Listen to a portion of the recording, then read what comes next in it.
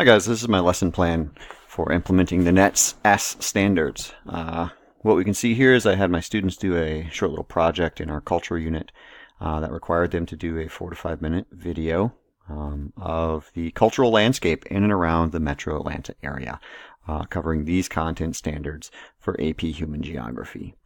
Took about 3 weeks for it to be completed. These are some of the NET S standards that go in, right? And again, here's the overview. Students needed to look for aspects of religion, the linguistic landscape, right? So signs, road signs, marquees, etc. They needed to look for the cultural landscape as well. How do we use our land? How do we have different architectural styles based on the types of people who are living in those areas? I did score on a rubric. There's a link in here, right, that will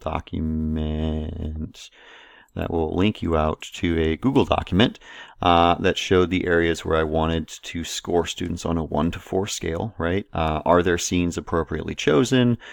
Did they have voiceover or text that accurately described the scenes and how they were good indicators of culture, language, or religion? The next component, the next tool that I had students use was Storyboard That for digital storytelling, where students can come in, they could start putting in some of the scenes and the text they wanted in either their voiceover or in the text they were going to include in their movie. Students gathered film with their phones, and if they did that, I let them use iMovie. If they didn't do that and they had a recorder that we had at school, I actually had them use Movie Maker. And so you can see from Windows, we have the ability to add videos and photos and then come in here and start to edit the video, right? We can rotate it. We can put in animations and visual effects. We can give titles and captions, etc., etc. Another tool that I had the students use for collaborative pieces was actually a OneNote.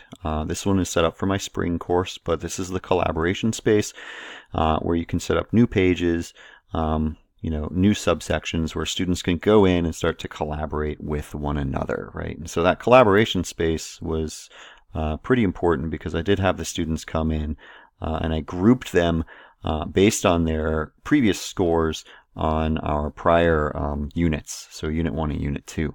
I also gave some indicators for students and grouped them based on geographic location, so it made it easier for them to collaborate outside of school if they wanted to as well.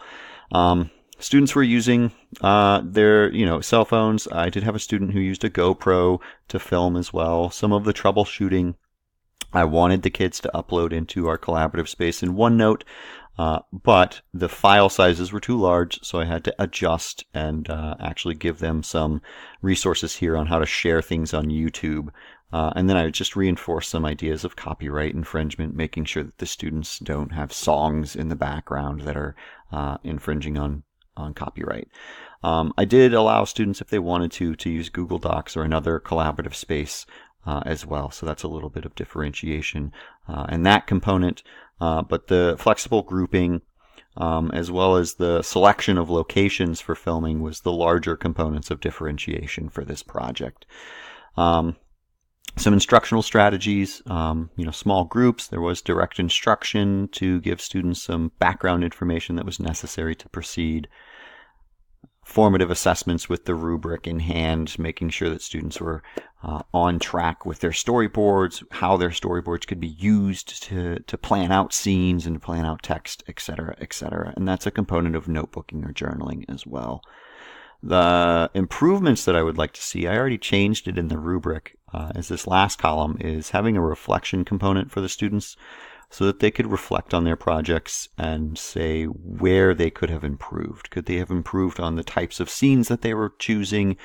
Could they have improved on the analysis of the landscape and why they chose those scenes? So the text or the voiceover, to give the students a little bit of an idea or an indicator of how we can start to score ourselves and grade ourselves in the future. And that is my assignment.